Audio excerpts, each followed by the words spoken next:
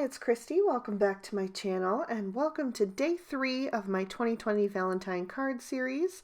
Today I'm going to be making a card using MFT's Panda Pals.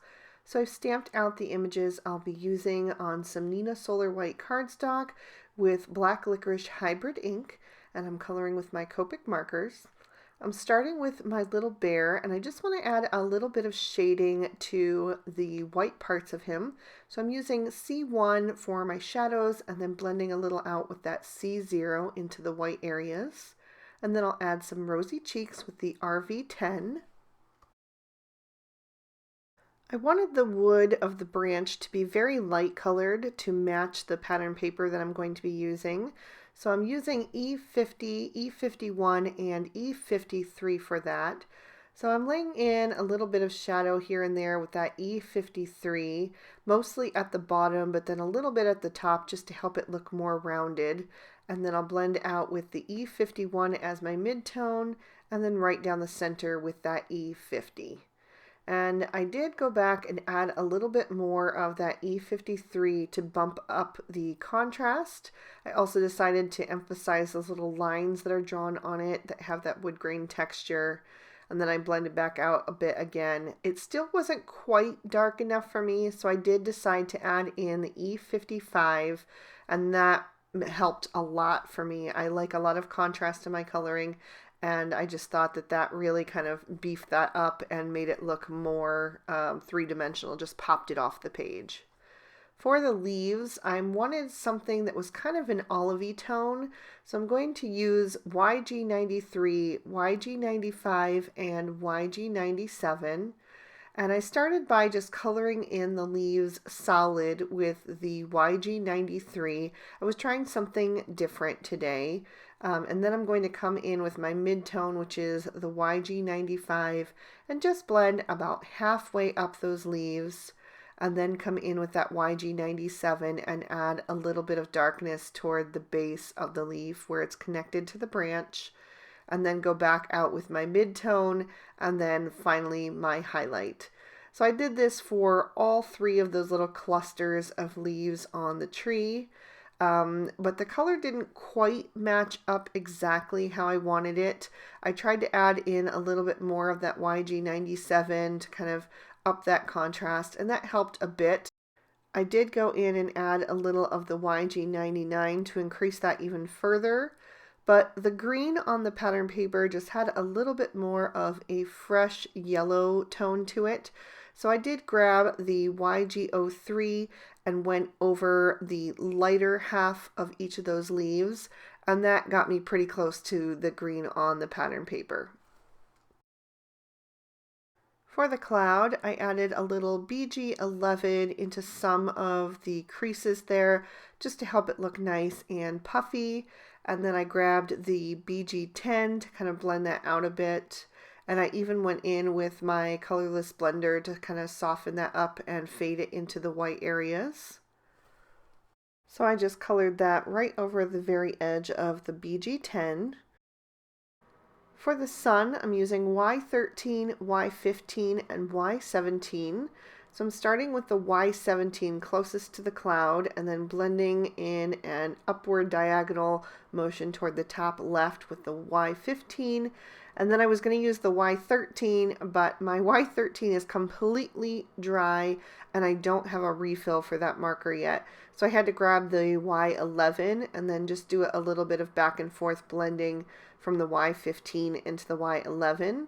And then I just outlined the little sun rays with the Y15.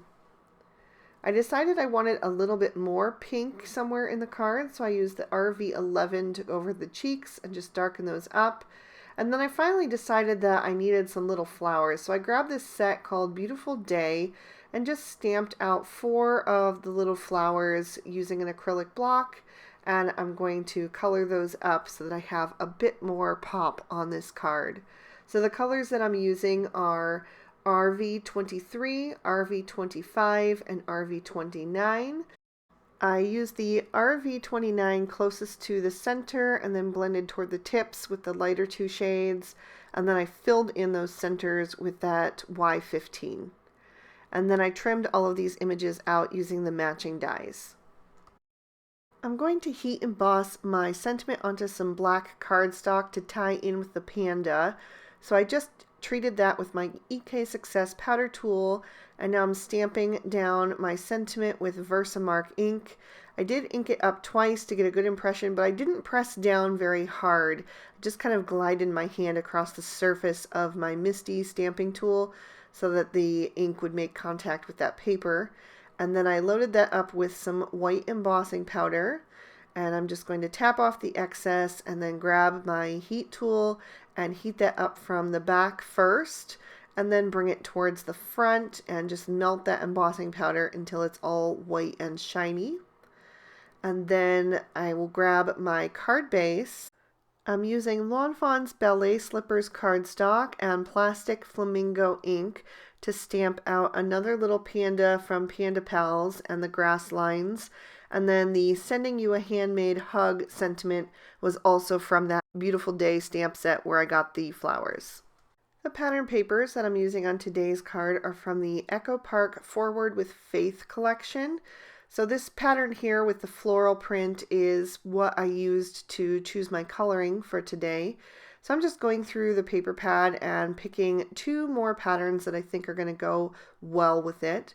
So I picked this little black polka dot, and then I'm looking for something that's a little more tone on tone, something bright.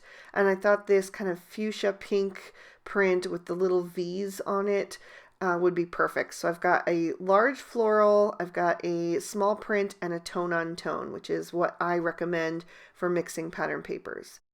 So now I'm going to take that large floral print and trim that down with the A2 Stitch Rectangle Stacks Set 2 and the Peekaboo Circle Windows Dynamics, both from MFT. And that's going to create that little window there.